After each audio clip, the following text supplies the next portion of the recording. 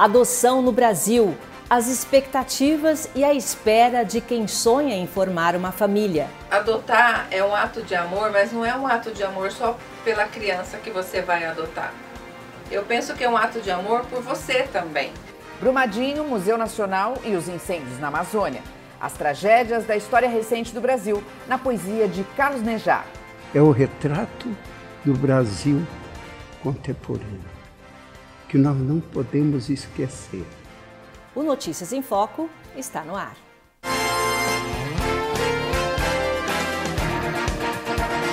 A decisão de adotar um filho tem motivos e motivações diferentes, mas o objetivo é sempre formar uma família. Apesar dos laços afetivos, o assunto envolve questões jurídicas e só o judiciário é que pode transferir o poder dos pais biológicos aos pais adotivos. Um processo que pode ser longo e burocrático, mas a espera quase sempre vale a pena.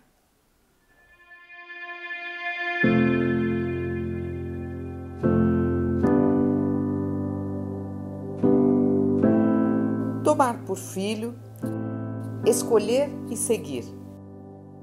Perfilhar. São muitos os significados da palavra adotar, que nada mais é do que receber e considerar como filho ou filha um bebê, uma criança ou um adolescente. Por que não? É o que fez a auxiliar de enfermagem Lilian Bonatini, que agora é mãe do Lorenzo. Adotar é um ato de amor, mas não é um ato de amor só pela criança que você vai adotar. Eu penso que é um ato de amor por você também, porque você adota não só porque ele precisa de você, você adota porque você precisa dele. Eu queria ter um filho, eu queria ter um menino, eu adotei, eu queria ter o amor de um menino.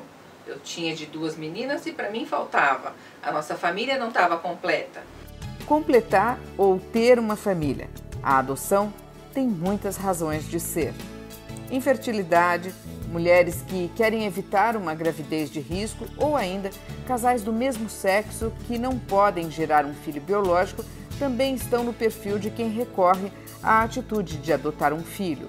No Brasil, segundo o Sistema Nacional de Adoção e Acolhimento, 34.500 pais pretendentes estão na fila de espera.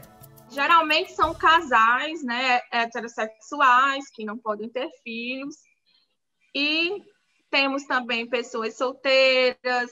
Agora temos também casais homoafetivos. Eu considero que casais homoafetivos são um público que tem crescido bastante dentro do SNA, que é o Sistema Nacional de Adoção. Porque, apesar de ser um motivo de muita polêmica, né, ainda a adoção por pessoas homoafetivas, né, a legislação ela não faz nenhuma menção quanto à orientação sexual do adotando, né, daquela pessoa, daquele casal que vai adotar. O sistema foi criado em 2019, a partir da união entre 2 cadastros nacionais, o de adoção e o de crianças acolhidas. É ele quem faz a ponte entre as famílias e as crianças que esperam por um lar. Segundo os dados mais recentes, 30.500 crianças e adolescentes estão em casas de acolhimento e instituições públicas. Desse total, pouco mais de 5.000 estão aptas a serem adotadas. Outras 4.000 já se encontram em pleno processo de adoção. Para a criança chegar a ficar apta para uma adoção, primeiramente ela tem que chegar a um acolhimento institucional, certo? E lá, esgotadas todas as possibilidades de um retorno familiar, ela vai para a adoção. Thaisa Ferreira trabalha no apoio a crianças e adolescentes do abrigo Nossa Senhora da Conceição, que fica na cidade de Acaraú, no Ceará, uma das 4.700 instituições de acolhimento espalhadas pelo Brasil. Ela explica que a faixa etária mais procurada são bebês e crianças de até 3 anos, em alguns casos se estendendo até, no máximo, 6 anos de idade. Uma tendência que os dados do Conselho Nacional de Justiça confirmam. Apenas 3% dos pais adotivos querem filhos acima de 2 anos de idade. E claro, Na contrapartida, mais de 90% das crianças estão justamente nesta faixa, a da chamada adoção tardia. Uma conta que não fecha. É preciso a pessoa ter empatia, porque adotar é um ato de amor, né? Eu vejo como um ato de amor. E se você pode dar um amor, o seu amor a um bebê, você também pode dar o seu amor a um adolescente, a uma criança de 10 anos. Eu vejo que é preciso que as pessoas tenham mais essa sensibilidade, né? Existem também muitos grupos de irmãos na fila de adoção. Eles também estão lá esperando grupos de irmãos de 3 irmãos, de 4 irmãos, de 2 irmãos, e que estão lá há anos morando dentro de um acolhimento. Então, a gente tem que pensar em adoção não como uma coisa só pessoal, só para me satisfazer uma falta, porque eu não posso ter filho, porque eu já tentei diversas coisas e não deu certo, mas existe também, no outro lado, uma criança que está esperando uma família, né? E muitas vezes essa criança não é um bebê, é uma criança de 7 anos, é uma adolescente que já viveu N abandonos. Então, é preciso que se tenha muita sensibilidade e empatia ao pensar em adotar. O processo de adoção no Brasil exige acompanhamento psicológico dos dois lados. Isso porque adotar um filho é uma medida irrevogável, segundo o Estatuto da Criança e do Adolescente. E só é possível desistir do processo durante o estágio de convivência, que acontece por no mínimo 30 dias. Mesmo assim, o retorno ao abrigo pode causar traumas à criança em processo de adoção, como explica a psicóloga clínica Ana Moreira, que atua em projetos sociais com crianças e adolescentes nessa fase da vida. A maioria das crianças que voltam para os abrigos depois de serem devolvidas, elas atribuem a si a responsabilidade sobre isso, né? Então, esses pais que, na verdade, talvez não estivessem preparados para essa adoção, né, não conseguem, né, de certa forma, informar isso para a criança. E a criança volta para o abrigo, e ali é um trabalho muito grande, um trabalho principalmente na área da psicologia, em trabalhar com essa criança a questão da culpa, né? Então, fazer com que essa criança tenha a percepção de que, na verdade, esses pais não estavam preparados para recebê-la, é muito difícil. E quando essas crianças, num segundo momento, encontram outros pais, elas também encontram essa resistência, né? Principalmente a resistência do contato, né? De uma ameaça ao abandono eminente, né? Então, a qualquer momento eu posso ser devolvida porque eu não sou uma criança adequada, ou porque eu não sou uma boa criança, né? Então, o sentimento de culpa percorre muito o imaginário dessas crianças quando elas voltam de uma adoção não bem sucedida.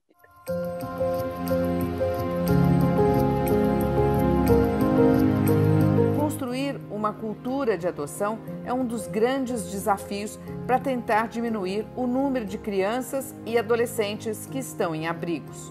O sucesso de uma adoção, tardia ou não, depende de como a família vai acolher essa criança. Para Maria Villanir, coordenadora do abrigo Nossa Senhora da Conceição, estabelecer um vínculo de afeto é fundamental nessa travessia. O abraço, o amor dessa criança é incrível. A gente fica emocionada até em falar, porque geralmente as pessoas querem adotar crianças pequenas, bem pequenas, né? Menor de 3 anos. Mas os maiores, 4, 5, 6 anos, eles têm um desejo muito maior de ter uma família, né? Então, eles demonstram essa afetividade com uma intensidade contagiante. Então, assim, o que um casal recebe é uma vida, sabe? É tudo de bom, é uma criança com umas expectativas, com sonhos. E é incrível que, com o passar do tempo, a gente que acompanha um tempinho, como eles vão se moldando muitas das vezes até a aparência física acaba, gestos, sabe, da criança acaba ficando parecido com os pais adotantes. No Brasil, o processo de adoção é intenso e burocrático, mas todas as etapas são essenciais para garantir o bem-estar e a segurança, tanto dos pais que são os pretendentes, quanto da criança que sai da condição do estado de abandono. O processo de adoção do Lorenzo teve início no final de 2006, quando eu entrei com a documentação no Conselho Tutelar, acho que em novembro de 2006. Quando, em março de 2007, ele nasceu, aí ficou 2 meses com uma família substituta, depois foi encaminhado para nossa casa. Inclusive ele chegou no dia 13 de maio, num domingo de Dia das Mães, para mim. Só que o processo teve um grande atraso, então foi assim bem demorado, foi assim angustiante para a gente, porque a gente queria ver logo aquilo tudo acabado, mas o processo foi finalizado. O Lorenzo já tinha 3 anos de vida já. Apesar do sistema ser nacional, algumas etapas a serem cumpridas podem variar dependendo do estado do Brasil. Mas existem alguns pontos em comum. Geralmente, se pede a mesma documentação, né? Identidade, CPF, certidão de casamento ou nascimento, se a pessoa for solteira, né? Maior de 18 anos, só se exige o quê? Que a pessoa seja maior de 18 anos e que tenha uma diferença de 16 anos do adotante para a criança pretendida, né? Tem que ter essa diferença de idade de 16 anos. E aí ele vai pedir comprovante de residência, renda financeira, que não é ponto definitivo, não é importante, mas se pede declaração de sanidade mental, física. Então, são documentação que se pede para se conhecer um pouquinho do perfil desse adotante, né? Além da entrevista que o pretendente vai passar com o psicólogo, a assistente social vai na residência para conhecer a realidade dessa pessoa e, juntado toda essa documentação, apresentada ao Ministério Público, que vai representar o Judiciário, e ele vai dizer se essa família ou essa pessoa individual está apta a entrar no cadastro de adoção ou não. Sendo positivo o resultado, vai ser colocado no cadastro e a pessoa, então, fica ali na fila de espera, tão logo apareça essa criança que ela, ao fazer seu cadastro, indicou, né? Disse qual a idade, cor, e fez ali um perfil dessa criança que ela deseja adotar, vinculada essa criança a esse pretendente, e ele é acionado através da justiça, e aí começa um fortalecimento de vínculo, ou seja, um contato dessa criança com o adotante. Posteriormente, vai para a guarda provisória, e se tudo der certo na guarda provisória, aí passa ali 30 dias na guarda provisória, 40 dias, e aí esse adotante já entra com o processo de adoção em si, e passa ali também mais alguns dias e sai o resultado, e aí então esse adotante é pai definitivo para todas as exigências da lei brasileira, né? A chegada de um filho, seja ele biológico ou adotivo, cria os vínculos afetivos e gera uma nova família. Os desafios, claro, vão aparecer como em qualquer relação entre pais e filhos, mas o importante, segundo os especialistas, é fortalecer o laço de confiança e sempre dizer a verdade. A orientação é sempre que diga, dentro do tempo dessa criança e desse adolescente, a verdade sobre essa história, né? Porque, afinal de contas, é a história, é a única coisa que essas crianças, de fato, carregam sempre com elas, né? Sejam crianças que são devolvidas ou não, a história está sempre com elas. Então, essa história, né, esse repertório de vida que existiu antes dessa adoção é muito importante que esteja contextualizado na vida dessas crianças e desses adolescentes. Em relação ao processo de adaptação do Lorenzo com a nossa família, foi bem tranquilo, porque Desde muito pequenininho, ele me perguntava, ele via uma gestante com aquele barrigão, né? E ele me perguntava, mamãe, nasci da sua barriga? E aí eu, da maneira que dava, né, eu explicava para ele, não, você não é um filho da barriga da mamãe, você é um filho que nasceu do coração. E o fato dele ser afrodescendente com sangue indígena também, a pele bem mais escura que a nossa, não tinha nem como eu esconder, nunca tive essa intenção também, nem que ele não fosse, né, diferente. Então, com 4 anos de idade, mais ou menos, ele me perguntou pela primeira vez sobre a mãe biológica, por que que ela não tinha ficado com ele. Expliquei que ela não tinha condições financeiras, que ela não tinha muita saúde para cuidar dele, né? E a aceitação dele foi normal. A gente procurava sempre explicar com palavras que a cabecinha dele de criança fosse entender da maneira mais simples possível, né? E até hoje ele aceita muito bem, ele nunca teve problema nenhum com isso. Foi sempre tudo muito tranquilo.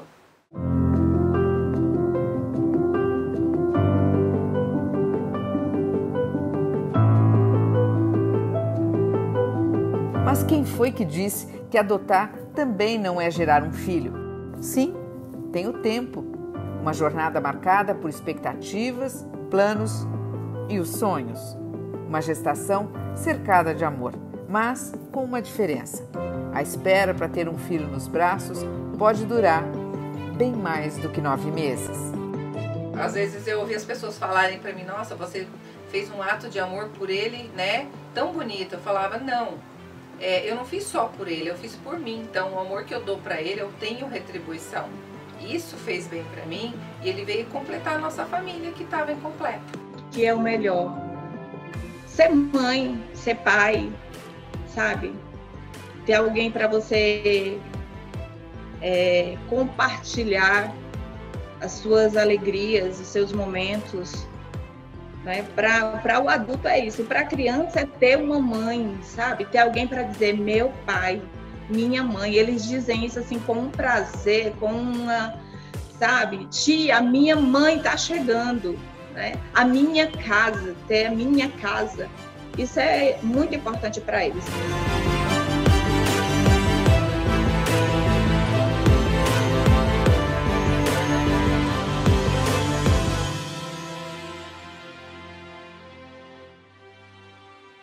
O número de adoções em 2020 caiu 41% na comparação anual. Segundo o Sistema Nacional de Adoção e Acolhimento, o motivo foi a suspensão das atividades presenciais por causa da pandemia, que acabou gerando um atraso na conclusão dos processos. Parece que foi uma vida atrás, lá longe. Antes da Covid, tragédias chocaram a sociedade brasileira. O incêndio no Museu Nacional devastou parte da história do Brasil. Os rompimentos das barragens mineiras de Brumadinho e Mariana deixaram rastros de destruição e lama. E os incêndios recorrentes na Amazônia ameaçam ecossistemas e tribos indígenas. Inspirado nessas passagens, Carlos Nejá escreveu os poemas que compõem o livro Os Invisíveis, Tragédias Brasileiras.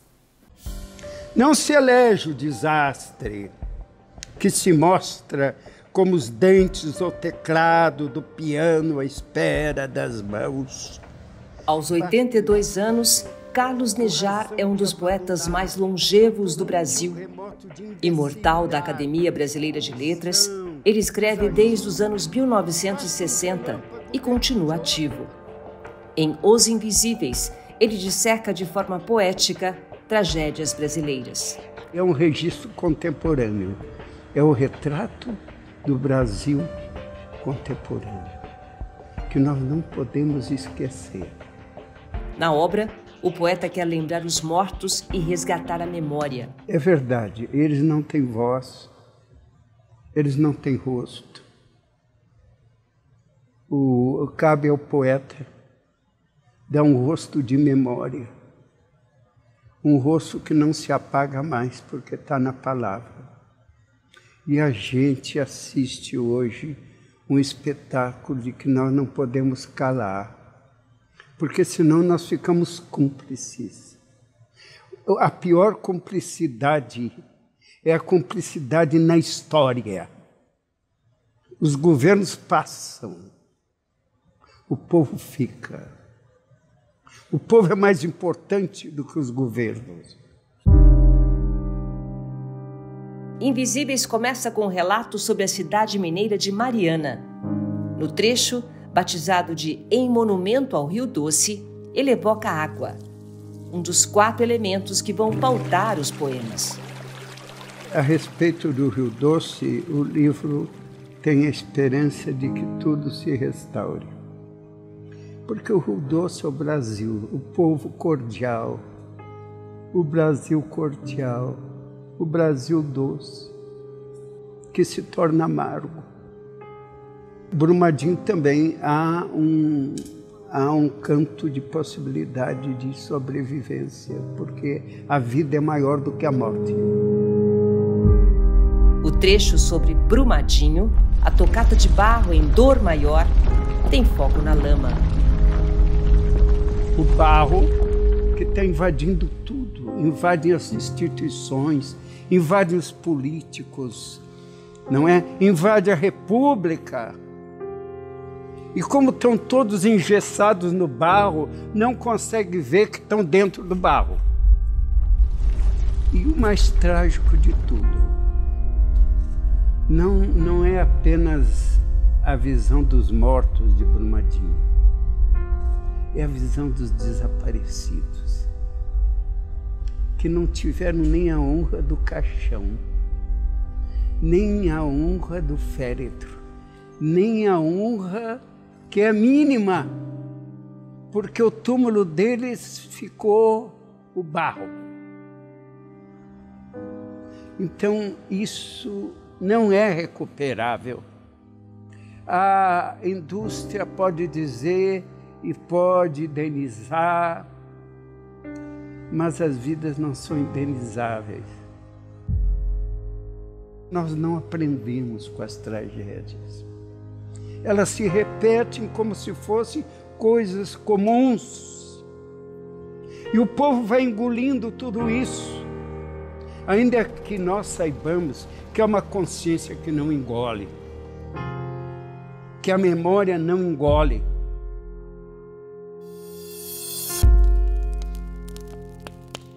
O fogo que consumiu o Museu Nacional do Rio de Janeiro em setembro de 2018 é lembrado no livro com o trecho Martírio do Museu Nacional, que tem o fogo como mote. Basta desordem ou falta de cautela, ou barco sem a vela. Basta que o fogo venha devagar anunciado. Basta que a veia azul se rompa no equilíbrio e as verbas, as acerbas verbas não cheguem. Basta uma pequena chama como nuvem e chove, queima, basta a ponta dos dedos e o que aprende a queimar ensina. A última parte do livro tem foco na Amazônia, com destaque nos Auás, etnia indígena que tem territórios ameaçados pelo avanço dos madeireiros em áreas do Maranhão e Pará. A memória se foi. Depois, a Amazônia que está aí, que continua incendiando. Apesar de todas as iniciativas, continua incendiando. E os índios perdendo o território. Então, a última parte eu chamei de ganância, ou lâmina, porque a ganância dos madeireiros é uma sobrevivência. Porque o convívio do branco, do civilizado, é um convívio hostil. E cada vez mais os grileiros ou madeireiros vão avançando na floresta. A forma de avançar são os incêndios, porque eles vão ocupando o território com fogo. Onde depois houve fogo, é rebanho de animais ou plantação. eu senti a ligação profunda dessa tribo com o título do livro, Os Invisíveis, com o que está sucedendo na Amazônia, porque é uma tribo situada no Pará, do lado da Amazônia, no Pará, e que há mais de 500 anos essa tribo está fugindo do civilizado. Para Nejar, a poesia precisa falar de acontecimentos contemporâneos, imortalizados pelas palavras. A palavra vai sobreviver, porque isso já é uma experiência dos séculos. A palavra sempre sobreviveu. Nós sempre continuaremos amando o livro, apesar do livro eletrônico. Nós não podemos deixar de tocar o livro, de ser tocado pelas páginas do livro, de tê-lo na mão, de poder levá-lo e lê-lo, porque o eletrônico não substitui a palavra. Ajuda, mas não substitui. A palavra é e continuará sendo insubstituível, porque o homem tem o sopro da palavra. E enquanto houver o homem sobre a terra, haverá palavra. E o Notícias em Foco fica por aqui. Lembrando que você pode acompanhar essa edição também pelas nossas redes sociais. No Instagram, no Twitter, no Facebook e no YouTube. Nós encerramos hoje com uma produção que une música e dança. O projeto mostra a força e a esperança do setor artístico, um dos mais afetados pela pandemia. Fique agora com uma performance contemporânea ao som de Love of My Life, composição de Freddie Mercury, executada por um quarteto de cordas e piano.